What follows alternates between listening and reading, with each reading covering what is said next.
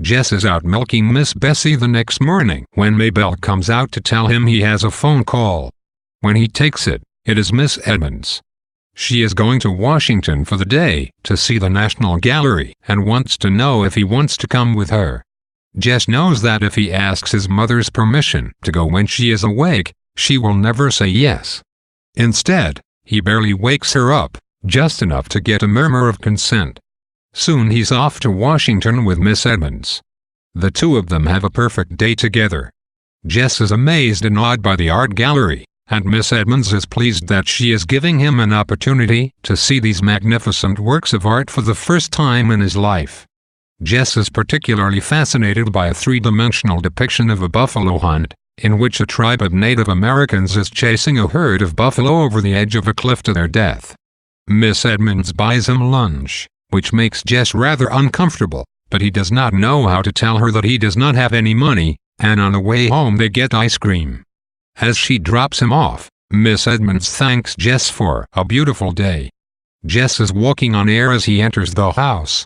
When he enters the kitchen, he immediately senses that something is wrong. His whole family is staring at him silently, and suddenly his mother breaks down. He does not know how to ask what has happened, but he does not need to, since Brenda's pouting voice informs him that Leslie died that day. Miss Edmonds' invitation to Jess to spend the day with her reinforces how unorthodox she is, and how careless of the standard rules and regulations of society as regards propriety and acceptable behavior. In a strict sense, it probably is not terribly appropriate for Miss Edmonds to invite Jess, alone of her students, on the trip to Washington with her, and to buy him lunch and ice cream. This is certainly showing favoritism to Jess, and breaking the traditional boundaries of the student-teacher relationship besides. However, this simply does not seem to matter to Miss Edmonds. She is concerned with essentials and with general kindness and decency. Jess loves art. He has never seen the galleries at Washington. His talent ought to be encouraged, and she is the only one to do it. This reinforces that society's standards are not always beneficial or fair, a fact to which Leslie has been opening Jess's eyes ever since she came to Lark Creek.